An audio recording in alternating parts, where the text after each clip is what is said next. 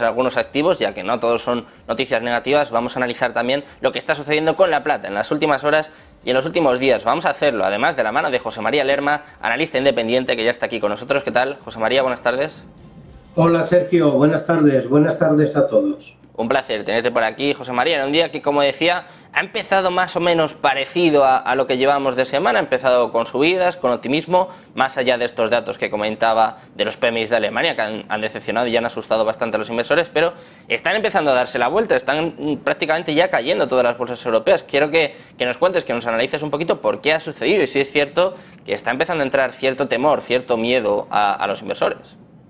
Bueno, hay que interpretar y coger con una visión y con pinzas el dato. No hay sorpresas, Sergio. Iniciábamos en la intervención del lunes y la semana pasada que la semana lunes y martes iban a ser 2 días de volátiles prácticamente de reflexión y de pesca, que el miércoles empezaban los datos de PMI. Ya los tenemos y no todos. Dentro de 30 minutos vamos a conocer los datos de PMI en Estados Unidos, que va a volver a mover el mercado, y luego el mercado estará pendiente del viernes. Por lo tanto, una hoja de ruta muy marcada. Si te fijas en los índices, prácticamente después de conocer los datos del PMI, que ya habéis hablado muy bien y mucho sobre ellos, bueno, en Alemania y en la zona euro y en Francia, que se han conocido, pues estamos en niveles más altos que el lunes. Por lo tanto, si vemos cómo están los índices en Europa, están prácticamente todos neutrales. ¿Qué es preocupante? Sí. ¿Que el sector de servicios es el que estaba en expansión y por arriba? Sí. ¿Que ahora está en contracción y por abajo y eso puede perjudicar el crecimiento económico y Alemania y a Europa? También. Pero hay que medirlo con pinza, no seamos alarmistas, porque este es tan solo un dato que hay que ver cómo evolucionan los datos siguientes. Ampliándote a esto, Sergio, comentar de que la FED, en este caso el Banco Central, ha puesto medidas. ¿Pensábamos que esas medidas no iban a tener consecuencias? Por lo tanto, vamos a ver, el sector servicio, que era el motor, baja, preocupante, mucho, alarmante, no. Esperemos a la siguiente datos cómo evolucionan, y además esto tiene una parte positiva. Siempre tenemos el vaso medio lleno, medio vacío, en el que vamos a ver si el Banco Central, que aún le quedan varias subidas de tipos, según mi opinión, pero hace una pequeña freno, lo aplaza más, va en otro plazo temporal con la FED, y por lo tanto también veamos, pues se han publicado los PMI manufactureros. Se esperaba caídas en las previsiones con el dato anterior y no solo han caído, es que han mejorado con el dato anterior, tanto en la zona alemana como en la zona euro. Por lo tanto, seamos precavidos, analicemos sin obviar de que hay un posible y desde luego deterioro y peligro, pero no seamos alarmistas. A nivel técnico, el DAX apenas ha caído, 15.800 en máximos del día, en máximos de la semana. Antes de conocerse el dato, 15.700 esta hora. Por lo tanto, aquí vemos el movimiento a nivel técnico del DAX, posible caída sin mayores perjuicios a niveles de 15.600, 15.500. Durante la semana ha intentado meterse en ese canal alcista que tiene dibujado pues prácticamente desde diciembre y todo un año alcista, que la ha llevado a sus máximos históricos, donde está haciendo una subtendencia bajista, y esos 15.800 ahora es la referencia para volver a meterse en el canal. Luego hablaremos de los índices americanos si lo deseas, pero en el índice español, fíjate, comportándose muy bien, 9.300, ni siquiera esos 9.200, hoy está prácticamente en máximos de la semana. Y bueno, en principio, dato que no es bueno, dato que es preocupante, pero dato que tiene su punto positivo. Vamos a ver el BCE si se relaja en esas subidas. Es que, como bien estás explicando, José María, se lleva mucho hablando durante las últimas semanas de la crisis en China, ahora de la crisis en Alemania. Ya se especula también con que en septiembre pueda haber crisis incluso con algunos bancos en Estados Unidos, como está saliendo a colación el nombre de Charles Schwab. Se habla mucho de crisis, pero como bien nos estás explicando, es que tenemos a prácticamente todos los índices en máximos históricos, en máximos anuales. ¿Por qué no está correlacionado? ¿Por qué, a pesar de todas estas noticias, de todo este miedo, seguimos viendo a las bolsas en máximos? Porque no equilibramos el plazo temporal de la noticia con la evolución de los mercados. El plazo temporal de la noticia es un plazo temporal puntual que acaba de ocurrir y los mercados descuentan una evolución a X tiempo temporal por delante.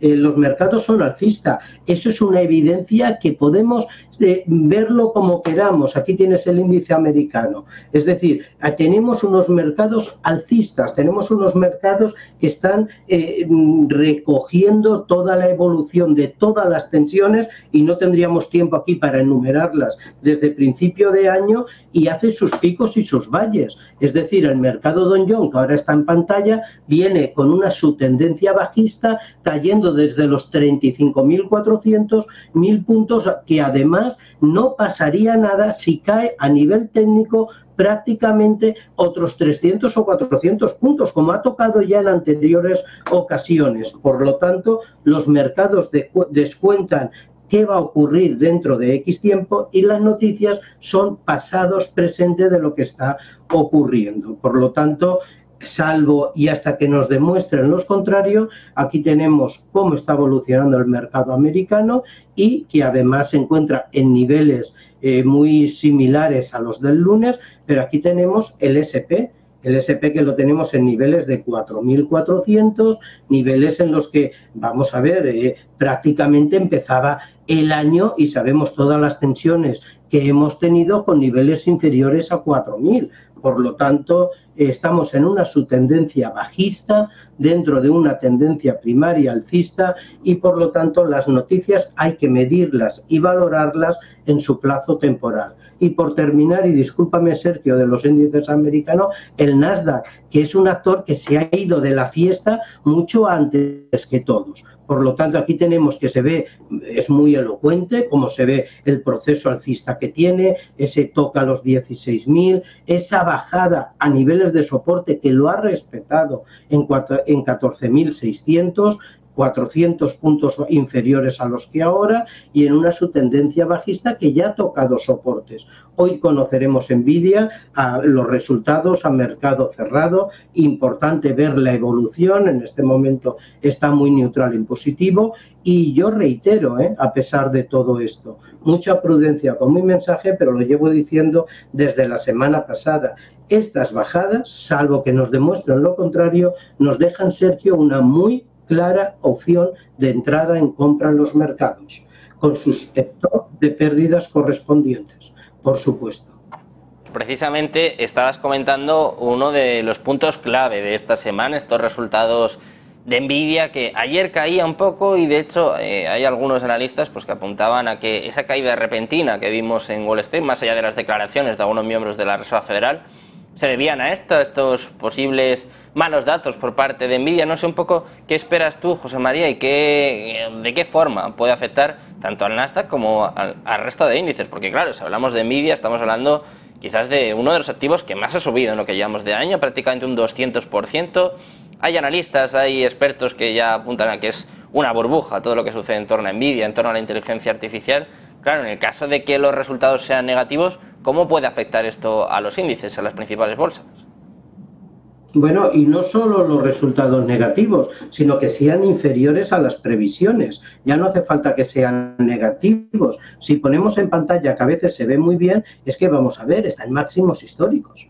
Es que está esperando el dato con una evolución en el que vemos ahora que va a salir a cotizar en prácticamente en 5 minutos con una preapertura en positivo de un 0,10 arriba frente a un 2,77 que bajaba en el día de ayer y que lo esperan esos 460, cerca de esos 480 históricos. Por lo tanto, los resultados como sean, los desconozco totalmente, ojalá los pudiera saber. Lo que se espera y lo que viene de él, aquí lo tenemos en pantalla. Estamos teniendo unos resultados que hemos visto que tanto los anteriores publicados llevamos 2 trimestres consecutivos que en ingresos y en BPA están superando las previsiones. Por lo tanto, está funcionando muy bien, lo esperan máximos.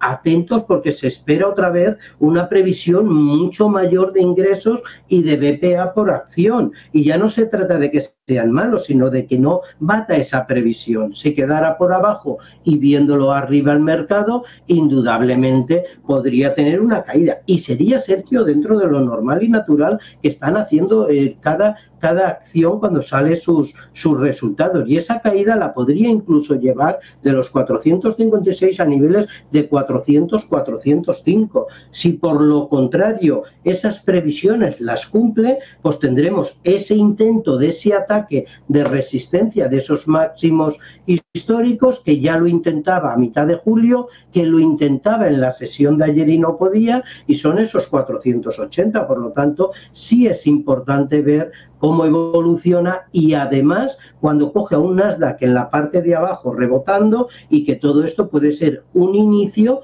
Esperemos el viernes qué pasa con las declaraciones de Powell, de Jackson Hole, en el que vamos a ver si esta su tendencia bajista acaba o se pronuncia. Y recuerden que la publicación de Nvidia será a mercado cerrado de contado americano. Bueno, pues más allá de este dato de Nvidia que estás comentando, José María, estamos pendientes todos también de esta subida que estamos viendo en la plata durante las últimas horas, durante los últimos días. Si te parece, nos despedimos con este análisis, lo acabo de comentar, subiendo prácticamente más de un 2%. Ayer también experimentó fuertes subidas. ¿A qué se debe este rally de la plata y también hasta dónde, hasta cuándo puede llegar? Bueno, pues hasta dónde lo desconozco. Desde luego la materia prima, tanto la plata como el oro, están sobre todo la plata, están en un movimiento muy fuerte al alza. Está cogiendo ese actor de decir refugio, que no llega a ser nunca refugio, y además muy paralelo a su compañero del oro, que nos ha demostrado esos niveles en 1885 de soporte. Parece que los está aguantando, y bueno, parece que esos $1.900 la onza que está volviendo a cotizar en este momento los quiere seguir potenciando, y ambos metales, tanto la plata como el oro, pues parece que empiezan a tener interés y atractivo. Por lo tanto, mucha precaución, porque son activos muy volátiles, son activos que pueden tener variaciones importantes, pero nos están dejando un camino alcista para las siguientes sesiones. Este miedo que se va instaurando poco a poco en los inversores con estos datos, con estas noticias poco halagüeñas sobre las principales economías que están saliendo en las últimas horas, también están haciendo pues que la gente se refugie un poquito tanto en el oro como en la plata. Muchas gracias, José María, por estar con nosotros, por todos tus análisis y sobre todo por dedicar un ratito de tu tiempo a Negocios Televisión. Un placer. Bueno, gracias a vosotros, y muy atentos a la sesión del viernes. Bueno, pues muy atentos también a